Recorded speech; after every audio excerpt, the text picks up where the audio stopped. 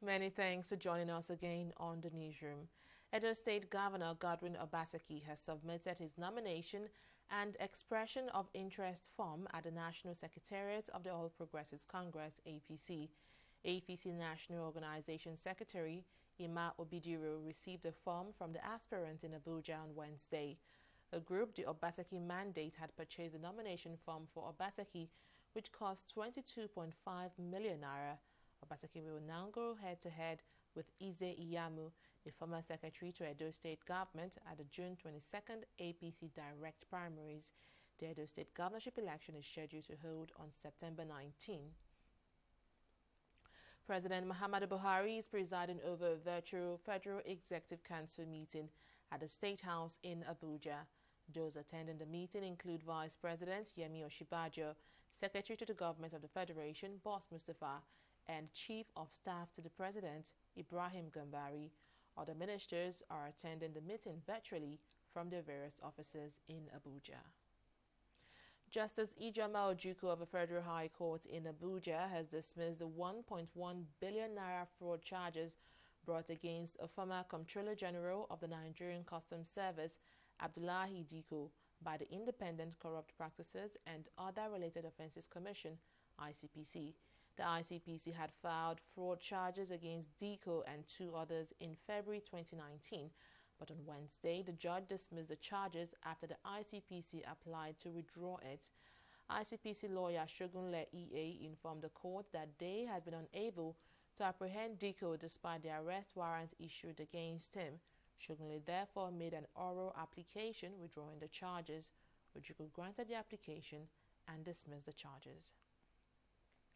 Lagos State Commissioners appointed by the Babajide Sanwo-Olu-led administration have been speaking on their achievements during the first 1 year in office. At this press conference in Ikeja, the state government said the Sanwo-Olu administration has been working to improve child rights in Lagos. Commissioner for Youth and Social Development, SEGUN DAUDU, also announced that the government has put in place policies to protect the rights of persons living with disability. We organized the work to sensitize the public on the existence of the child rights law as well as the different forms of child abuse in the state. We organized the first sitting of the first assembly of the Lagos State Assembly Youth Parliament. This is with a view to imbibe the spirit of selfless service in our youth. We rescued over 1,000 children during this period under purview.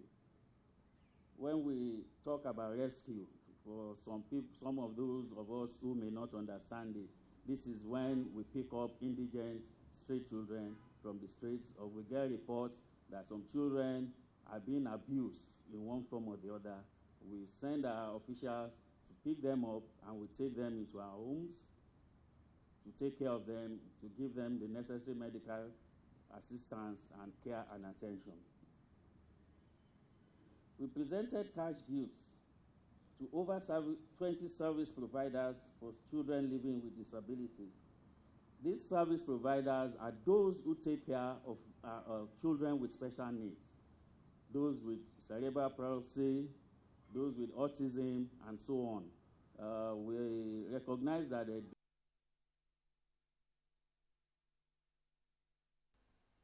We'll take a break here to bring you the latest from the COVID-19 pandemic.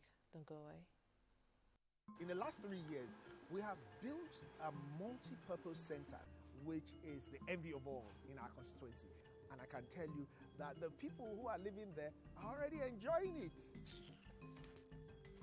Guy, do you think what this man just said is true? See, I seriously doubt. I'm sure it's one of those their silly lies. And wait, do you know there's a way to find out if these things he's saying is true or not? This is the Construct app. It gives people like us a sure way to track implementation of constituency projects. It gives valid and verified information on location of projects, amounts allocated, amount funded, the level of job done, and even the profiles of concerned legislators. You and I can post directly on this app. Are you serious? This is the Go-To app if you want to know how our Commonwealth is being expanded by the government. Wow. Let's even see if what this man said is true. Show me. The Construct app is developed by Other People Nigeria with support from USAID and is available on both Google Play Store and Apple Store. That is true. Of course, I told you.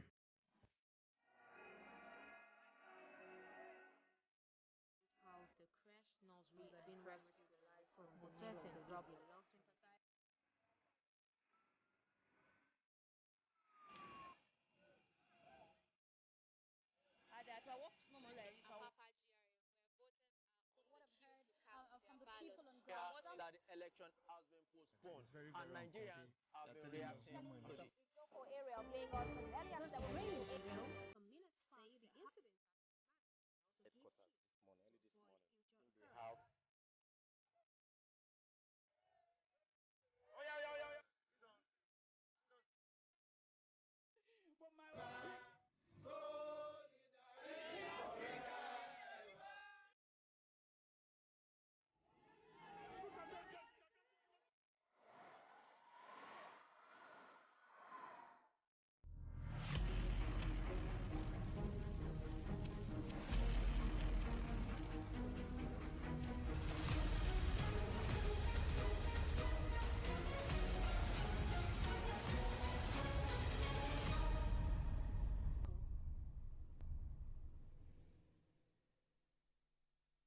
Welcome back. The federal government says it has discharged 292 Saudi Arabia returnees after 15 days in isolation.